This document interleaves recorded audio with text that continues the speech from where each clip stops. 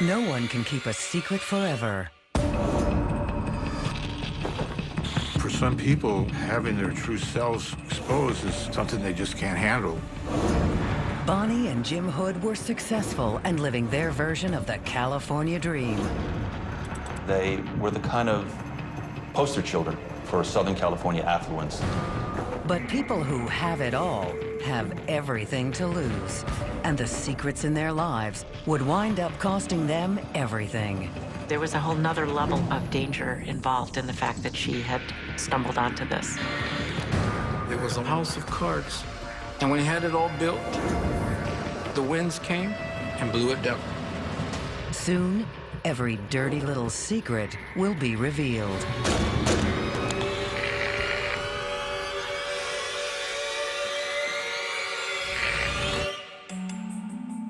It's 1987 in sparkling Newport Beach, California. And Jim and Bonnie Hood have everything most people could dream of.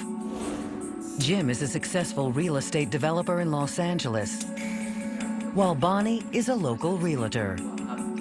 They have 2 children and a beautiful house in an exclusive community. We have to buy some horses. We have to buy some horses. It seems like things couldn't get any better. He was ambitious, she was ambitious. They made very good partners. They had a beautiful house, they had friends, they had careers, they really had it all. People thought they were successful because, in a way, they deserved success. They were entitled to it. He began to make some really good money riding the wave of Southern California real estate. But in the middle of all that affluence, Bonnie finds herself wanting a very different kind of life. At heart, she's a country girl, and she dreams of a life near the mountains. On a trip to a small town in Northern California, Bonnie comes across an old hotel that is for sale. She can imagine turning the rundown property into an exclusive resort. The idea of it just brought so much joy to her. And Jim said, let's go for it. Let's do it. We'll figure out how we can do it so that you can be happy in doing what you're doing. I can be happy and still be doing what I'm doing. Jim and Bonnie take the plunge and buy the property. They make a plan for her to split time between remodeling the hotel in the Sierra Nevada mountains and maintaining their Newport home. The Hood family had a marvelous arrangement. This is my dream. Bonnie bought her dream ranch, and she stayed there during the week, and they had one big happy family on the weekend.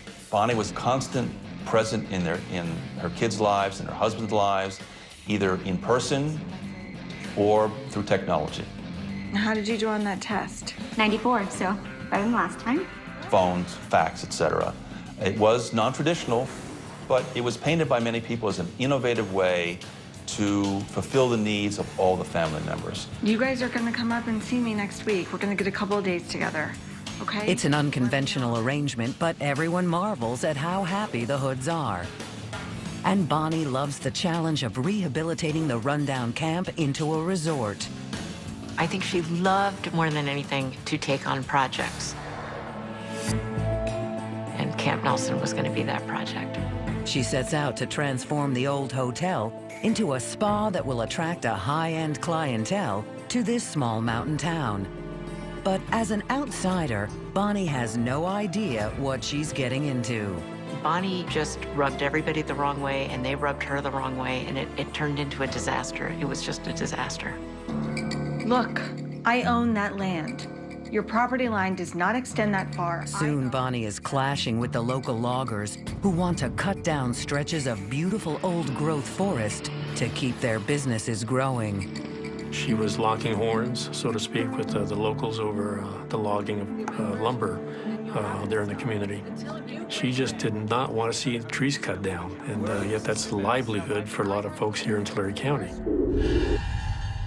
And in the remote stretches of her new property, Bonnie comes across a different kind of business, a secret and dangerous one.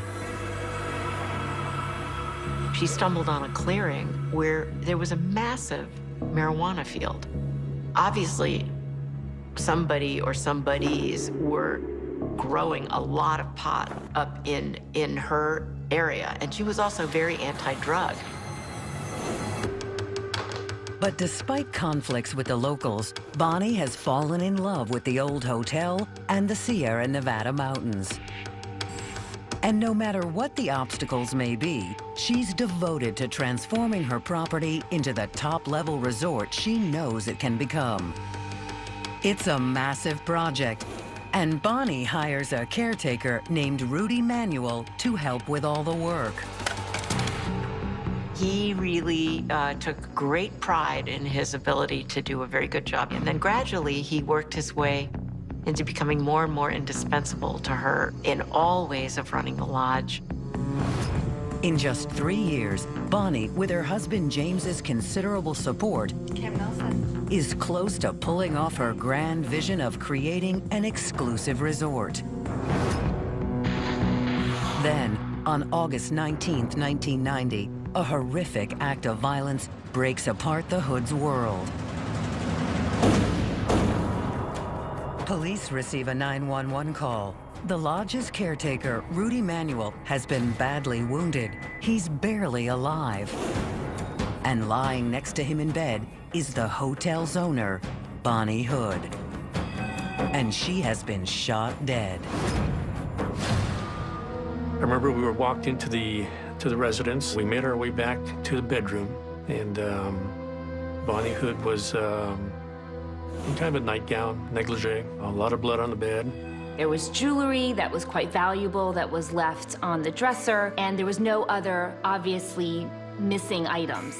Bonnie, who had been shot with a single shot to the head, would suggest more of an execution than someone coming in to commit another crime and shooting her in the course of, let's say, a robbery. Police have to start considering this is a hit. This looks personal, so law enforcement's gonna ask, why were these people shot? And who would want these people dead? We started to feel real strong that, somebody came here looking for these folks. Was the target Bonnie or was the target Rudy? That's what we had to find out.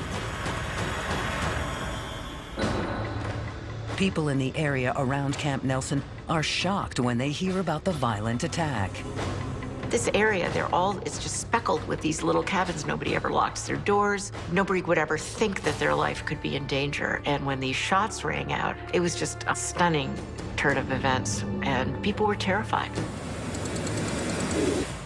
Rudy Manuel is still alive and is rushed to the hospital. His prognosis at the time was really undetermined.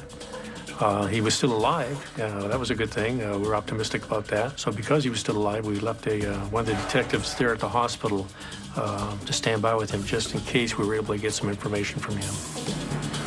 It's a baffling and horrifying event. No one knows why Bonnie Hood and Rudy Manuel were gunned down. Was Bonnie the target, or was Rudy? Will Rudy survive and reveal the killer? Coming up, what secrets were Bonnie or Rudy hiding that made someone furious enough to kill? Bonnie and Rudy, eventually it crossed the line into intimacy. Hotel owner Bonnie Hood has been found dead at her remote resort property. One gunshot wound to the head. The lodge's caretaker, Rudy Manuel, is also critically wounded and is in a coma. Bonnie and Rudy were found in her bedroom at 3 in the morning, almost naked. She was clothed very, very scantily. And then as evidence, would show later, during the autopsy, forensic evidence was collected. It became clear to us that she had been engaged in sexual activity with Rudy, and that's based on the semen that was found inside of her. Investigators discover that when Bonnie was away from her husband, she had started an intense secret romance with her hired hand. A woman alone found herself getting very close to the handyman who was hired to help her realize her dreams.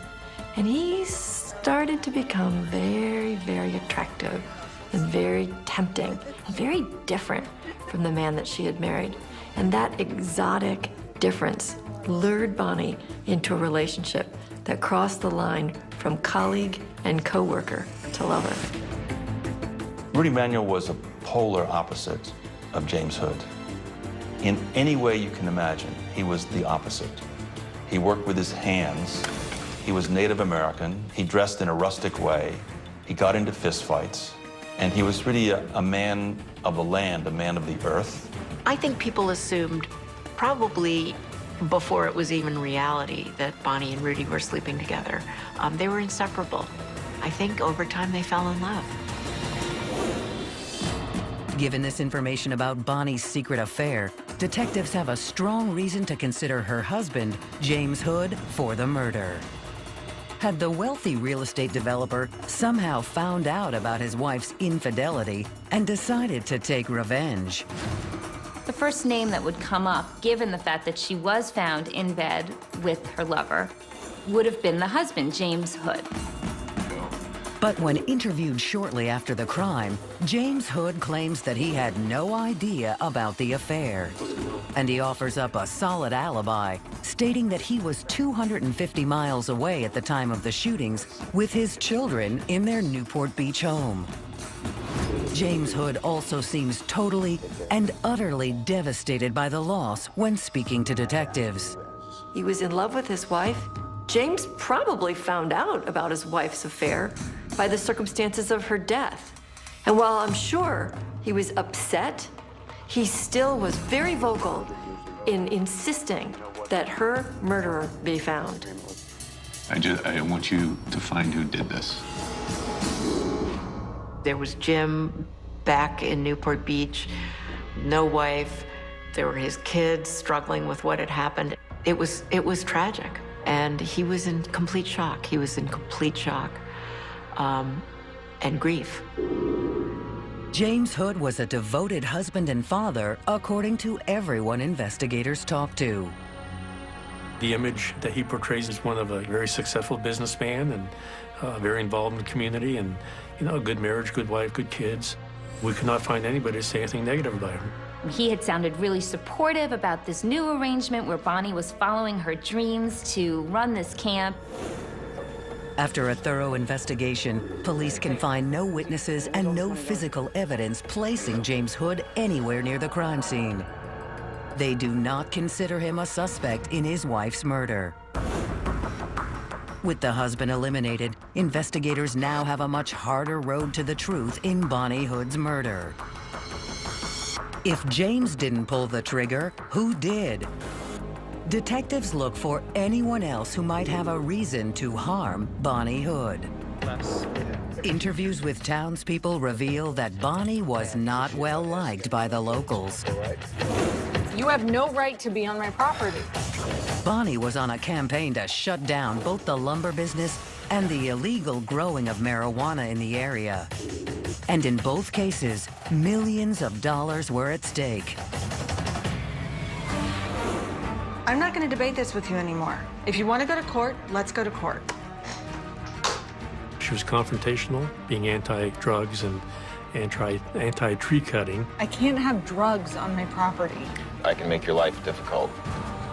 Just a very strong opponent to that kind of activity, both the marijuana and the cutting of the trees. So she was upsetting a lot of people. Yeah, she had enemies up there. The victim in this case was somebody that nobody could stand. Bonnie had made so many enemies that already people had their hackles up about what she was doing there in the first place, and they certainly wanted her gone. But after interviews with potential suspects, investigators can't find any credible threats made against Bonnie by anyone. Whatever tensions there were between Bonnie and the locals, there's no indication it finally erupted into violence. Police begin to look at this crime in another light. Could it be possible that Bonnie herself was an innocent bystander, and perhaps Rudy Manuel was the true target of the hit? As investigators look into his past, they discover he had lived a life much closer to the edge than Bonnie Hood. Rudy certainly had his enemies, and because he was a suspect many times in different kinds of thefts and assaults. So was somebody trying to send a message to Rudy? Not long before the shooting, Rudy had been accused of stealing property from a local landowner. And that landowner had made multiple threats against him, swearing he would punish Rudy. I mean, both of them had made enemies, don't get me wrong. There were a lot of people who no longer wished either of them well. But when questioned, the landowner has a solid alibi for the time of the crime, and he is eliminated as a suspect. Rudy and Bonnie were both controversial figures in town, and though theories multiply for who is behind the murder, none of them can be substantiated. But then, a new possibility comes to light. Police keep hearing stories about a suspicious stranger, a rugged type who passed through town at the time of the murder and stuck out as a newcomer among the locals. We're getting information that there was a stranger in town. No one was talking about other strangers in town, just this one individual. And it was all consistent. It was obvious everybody was talking about the same person. He had called a lot of attention to himself. He had gotten very drunk. He had actually gotten into a fight with somebody. Beyond a general description, police have no idea of his identity. We have no license plate, we have no name, just kind of a physical description, you know, approximate age, and that's what we got. And there's no evidence that the stranger was involved in the crime at all. It's possible he was simply in town around the same time. But the stranger is the one potential lead police have, and the only person who might be able to help them is Rudy Manuel. Maybe he saw the gunman before he was shot. Rudy is the key to the investigation, and as he lies there, mute and blind in his coma, law enforcement can only wait for him to open his eyes and open his mouth and reveal the killer. After being shot in the head, Rudy Manuel has been in a coma for 2 days. But suddenly, he wakes up.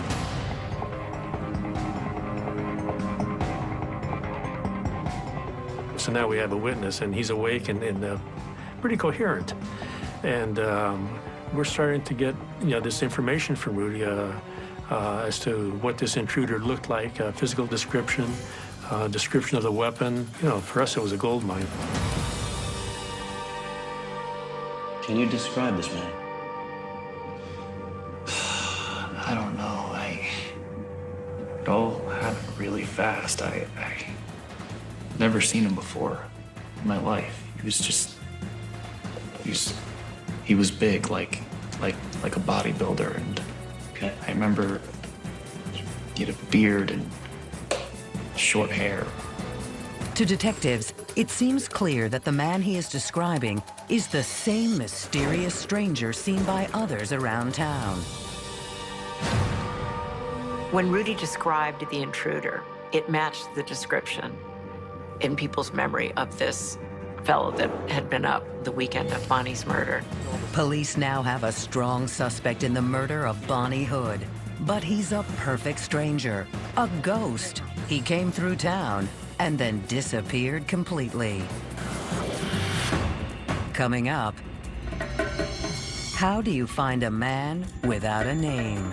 They had the fingerprint, and they had an eyewitness, pretty airtight. Police are looking for a stranger that passed through town and might be behind the brutal murder of Bonnie Hood. The surviving victim of the attack, Bonnie's lover, Rudy Manuel, has been able to give police a detailed description of the man who shot them both. Now, one of the townspeople tells police he even saw the stranger drinking at a bar in town that night. If the man was drinking, he's left telltale fingerprints, but locating them won't be easy. With few leads on their suspect, police decide to look for a needle in a haystack. We're trying to think, how do we get this guy identified? So let's retrieve all the beer bottles, and they were there, and unfortunately there was cases of empty beer bottles. Investigators send hundreds of bottles to the state crime lab, hoping for a fingerprint that doesn't belong to any of the locals. The odds are enormously against the mountain of old beer bottles turning up a lead, but sometimes cops do just get lucky. They struck gold. One came back with a fingerprint that matched a person who had a criminal record, and that person was Bruce Beecham.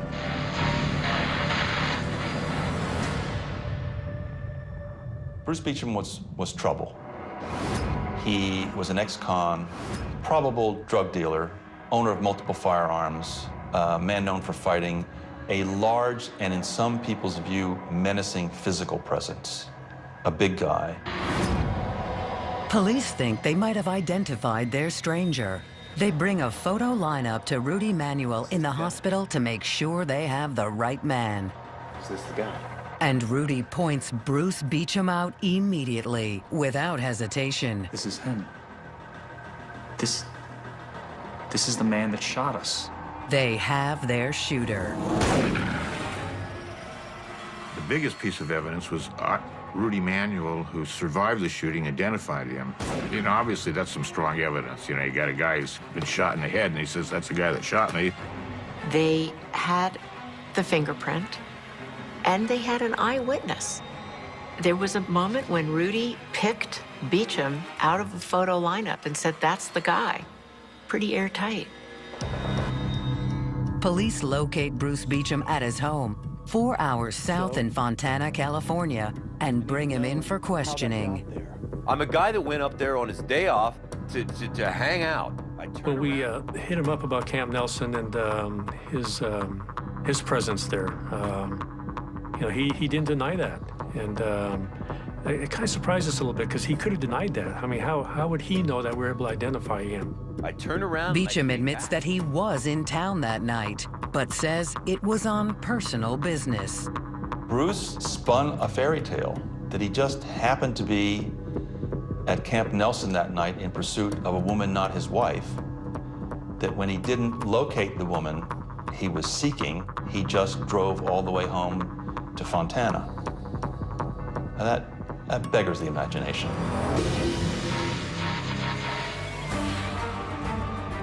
Police are certain Bruce Beecham is their gunman. And a deeper look into Bruce Beecham's life turns up an even more chilling detail. As we do background, we learned that his employer, his boss, was James Hood. They find out that he worked for Bonnie's husband, Jim Hood. Bruce Beecham had worked as a contractor on Hood's real estate developments for several years and was a trusted employee. But Beecham claims that the fact he knows Hood and his wife turned up dead is simply a coincidence. And he gives investigators an easy explanation for his presence in town that night. Jim Hood had told him that he had bought this lodge. Hood had sent him up here, or told him to come up here, that it was a nice place to party. It was a fun place. I wanted to see what it was like. Beecham's explanation seems completely implausible to police. Even though they have no evidence of wrongdoing, it seems incredibly suspicious to investigators that one of James Hood's employees would be involved in his wife's death. Is it possible that James Hood is somehow involved in the crime as well? If James Hood had learned about his wife's affair, he might have wanted her dead. Could James Hood have contracted Beecham to kill his wife? There is no conceivable reason why Bruce Beecham would have killed Bonnie Hood. He had no romantic relationship with her. He had no drug dealing relationship with her. And he left cash and jewelry out on the nightstand. So it wasn't robbery, it wasn't sex, it wasn't a drug deal gone bad. You very quickly run out of other reasons. Police decide to question James Hood again, but as he did during his first interview with detectives, Hood says he had no idea his wife was having an affair. And he acts completely surprised when told who the suspect is in his wife's slaying. You're telling me that Bruce Bruce, my employee, who I paid for several years, is all of a sudden just, he's gonna kill my wife. Hood claims it's the ultimate betrayal by a man he had employed for years. For investigators, the fact that Hood knows Beecham so well is clearly suspicious. But without evidence that he knew about his wife's affair, police have no potential motive for him to be behind the crime. Bonnie's hotel was a world away from Newport Beach, and she could have easily been carrying on an affair without her husband ever finding out. Police questioned him and very quickly determined that they had no compelling evidence to do more than question him. He lives in Newport Beach. He has the success and all the wealth that goes with it. It was hard for me to sit there and look at this man and think that he could actually kill somebody. On the other hand, it was Bruce Beecham that looked more like the kind of person that has a criminal past. He would be capable of murder. Just to make certain, police checked for a money trail, looking for evidence that James had paid Beecham for the murder. But a search of financial records doesn't yield any questionable transactions or obvious clues. We did not see a decline in James Hood's account that would indicate a payment to Beecham. Suspicion surrounds James Hood, but with no evidence that he had a role in the crime, the district attorney decides to prosecute Bruce Beecham alone. He is arrested and charged with first-degree murder. With the fingerprint evidence and Rudy Manuel's ID, prosecutors believe they have an airtight case. If convicted, Bruce Beecham will be facing the death penalty in the murder of Bonnie Hood. Coming up, shocking testimony at Bruce Beecham's trial. They say a chain is only as strong as its weakest link. It undermined the entire case.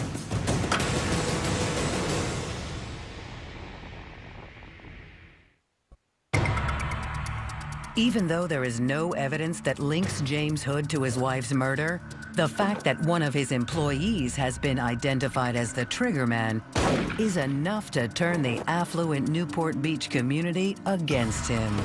When it came out that Bruce was working for Jim, suddenly everybody's story changed a little bit. It was a little more of, I told you so, they were in trouble, this is what happens, Bonnie and Rudy were together, she wanted a divorce, maybe Jim knew that she wanted a divorce. It's becoming easier for some to believe Jim Hood was not quite the perfect husband that many thought he was. A growing cloud of suspicion begins to surround Hood. But first things first, investigators are convinced they must get a conviction in Bruce Beecham's case if any other secret behind Bonnie's murder is to be revealed. As Beecham's trial date approaches, the prosecution assembles a strong case. You just have to prove that it did happen, that he did kill her. They had a fingerprint to corroborate of Bruce Beecham on a beer bottle from the bar. Beecham admitted he was there, and then the keystone of their argument was the identification by Rudy Manuel that Bruce Beecham shot him in the head and shot Bonnie. The prosecution feels they can get a conviction at trial. But when their key witness, Rudy Manuel, takes the stand, he makes a terribly flawed decision to try to keep just one last secret. He was asked whether he was sexually involved with Bonnie that night, and he denied it. And the evidence was there. There was just no reason for him to lie about that, but he did. It's a stunning turn of events in that California courtroom. Rudy Manuel lied about the nature of his relationship with Bonnie.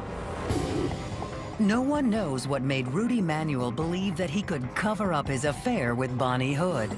They were found shot in her bedroom in the middle of the night, and there was physical evidence of their sexual relationship.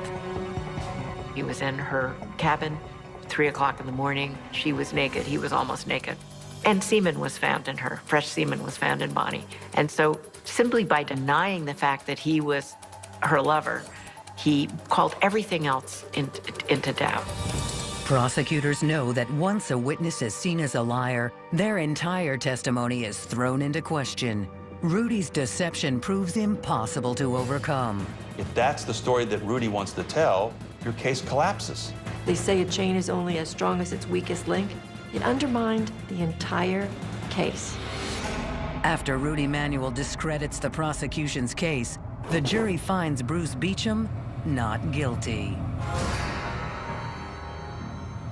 The man police believe brutally shot Bonnie Hood will walk free. I was shocked. I was just personally shocked. I could not believe it. He was set free, and it should have been a slam dunk. And Beecham's acquittal also means that law enforcement has lost any possible leverage to get him to reveal if someone hired him to commit this crime. And authorities believe it was James Hood who hired Beecham. By convicting Beecham, they were confident that he would then turn on Jim, a much bigger fish to go after. Had we been successful in getting him convicted, there's no doubt in my mind, I am so confident he would have just started singing. He would have given up James Hood. I'm confident of that. And more devastating still, for all who loved Bonnie, is that Beecham can never be held accountable or brought to trial again for her murder. Under the double jeopardy clause of the Fifth Amendment to the Constitution, you can't retry somebody for the same offense. So Bruce Beecham was not touchable. He could go and tell the police, you know, in front of the world, I killed Bonnie Hood. Yeah, it's true. They couldn't do a darn thing to him. He had been tried once and acquitted. Bruce Beecham is a free man. But Beecham's freedom is short-lived. Almost a year to the day of his acquittal for Bonnie Hood's murder, there is another shocking burst of violence. Police receive a 911 call from James Hood's office. Lying dead on the floor is Bruce Beecham. He has been shot 7 times, and the gunman is none other than James Hood. He admits that he shot Beecham. You are fully aware why you were here. I was in fear for my life. But he claims it has nothing to do with revenge for the death of his wife. He comes into my office waving a gun. Hood insists it was all a legitimate act of self-defense, that Beecham had come to his office with a gun and tried to kill him just as he had killed his wife, Bonnie. Coming up, a witness comes forward with new information about Bonnie's murder. She talked about finding an envelope full of $1,000 of cash, which Bruce had to then explain what was going on, why he had the money.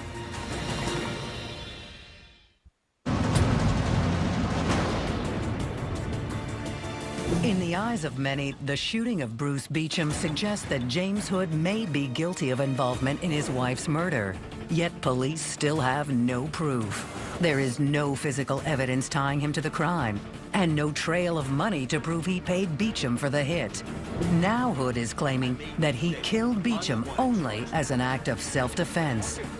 I think a reporter called me and told me, did you hear that Bruce Beecham was murdered by Jim Hood? And instantly, I thought that, oh my God, he was guilty. Hood shot Beecham twice, once in the head, once in the chest. He fell to the ground. Then Hood put 3 more into Beecham's body, laying on the floor, and then put 2 more in the head at close range. Now, to me, that doesn't sound like self-defense. That sounds like a mafia hit. But if Hood has killed Beecham to silence the only person that can tie him to his wife's murder, he has made a crucial mistake. Bruce Beecham was a thug and liar, but someone loved him, and someone knew his secrets, his grieving wife. I discovered $50,000 in our house. She tells police that shortly before his death, her husband was flush with cash. and he revealed to her it was money James Hood had paid him. She talked about finding an envelope full of $1,000 of cash, which Bruce had to then explain to Sharon what was going on, why he had the money. When she questioned her husband about the money, he was a little bit vague, but she was able to get out of him that he'd gotten that money from Mr. Hood. I think that James Hood hired my husband to murder his wife and her lover.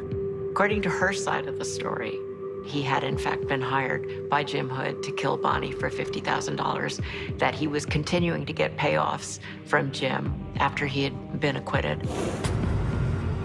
The new information from Bruce Beecham's wife seems to verify what investigators have come to believe about Bonnie's murder, that Hood paid Beecham to kill his wife. But even if police theory is dead right, they still don't have a motive for why James Hood would want Beecham to kill his wife in the first place.